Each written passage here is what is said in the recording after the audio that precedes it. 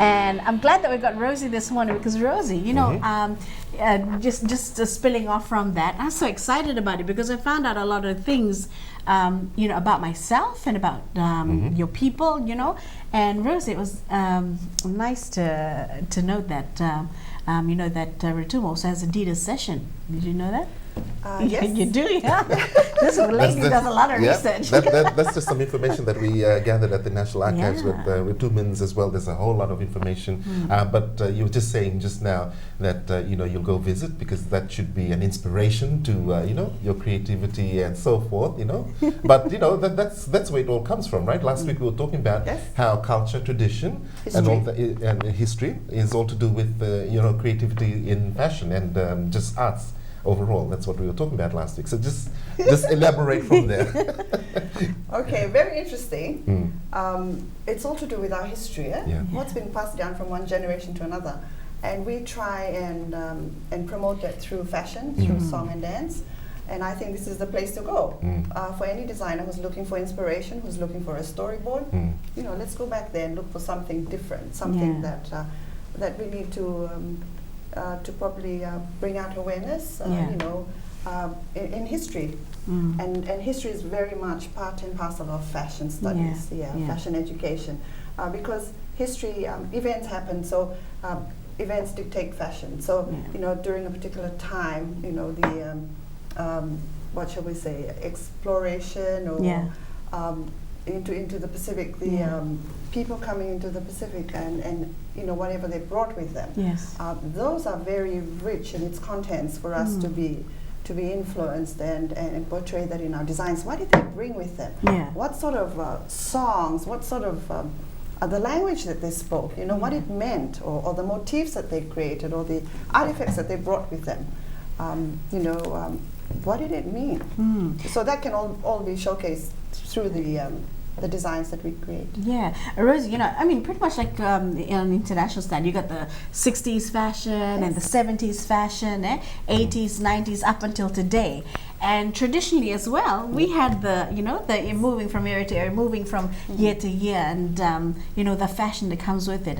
But last week, I want to go back on this, Rose. We talked about how fashion is actually being introduced in schools, and you were talking about Marist. Tell me about that. That's really interesting. You know, we were doing industry visits, school visits, and I went to Marist thinking, oh, I'll probably just spend 2-3 seconds there or something. So I went in and sat, and I was introduced to the principal, and I tell you, it was such a, it was something totally unexpected, because when I started talking to him, he's been away, you know, he was in South Africa for a while, and you know, he's traveled, and when I started talking about fashion and design, he said to me, do you know that our boys have won, you know, the awards in the student design? And I said, yeah. And then he said to me, well, I want fashion to be part of the school curriculum, part of the art and craft. And then I was taken aback. I sat there and I said, okay, you know, this is really true. And he said, yes, there's so much potential, not only in fashion, but you know, in the whole creative industries. And I looked at him and I said, he is somebody with a vision, you know, who's looking at opportunities for his kids. You know, and I was so excited. I went back and I told my boss, I said, you know, we have Maris coming on board. It was so unbelievable. So I think there would be a leader, you know, so to speak, for other schools, other male-dominated schools to look at fashion, because fashion is really, when you look at the whole study, it's a lot to do with architecture. You know, they're designing buildings, and whereas for fashion we're designing clothes that fits the body, you know, the human anatomy. So it's more or less the same process, but in different shapes and forms. So it's part and parcel of should be part and parcel of the school curriculum. I'm so excited.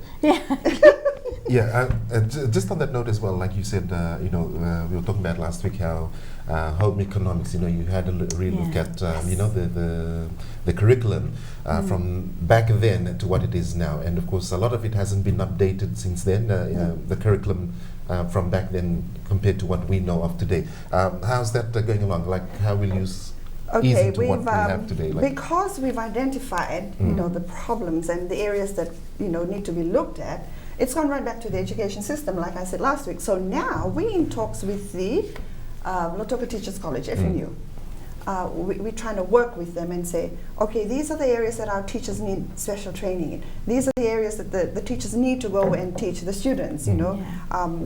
More of this, more of pattern making, more of fashion design investigation, more of storyboarding.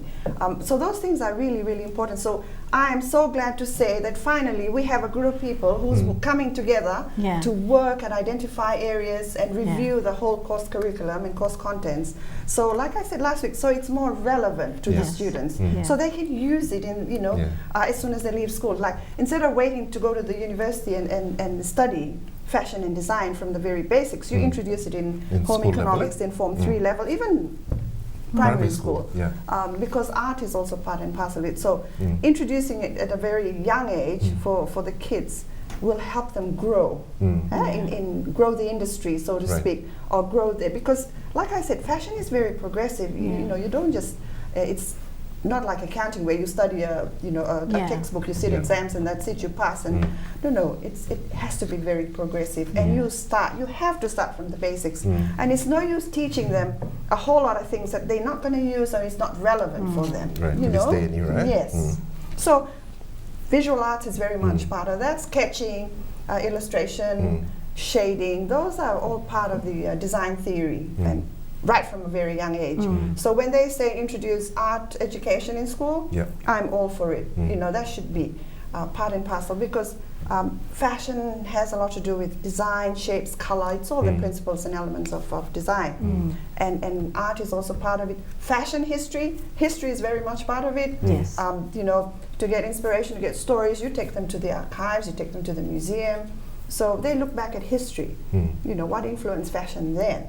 What influenced textiles and designs and prints, lengths of clothing. You know, you had the hippie era where everything was just so loose and casual, and it was so much fun. And then you have the Diana area, and then you have hip hop era. So all these things does influence fashion. So you know, for those of you, for designers who's looking for inspiration, I think the archive, archives tomorrow would be a good day to go and spend some time and get inspired.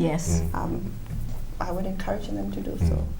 Well, time has caught up with us, Rosie, and of course we'll have you again back here next week with our ongoing talk on this. But thank you for coming in this morning for Fashion Friday and for dressing us up this morning. But anyway, for more information, what have we got? We got kaftans, right? We have kaftans. Today is the International Day for kaftans.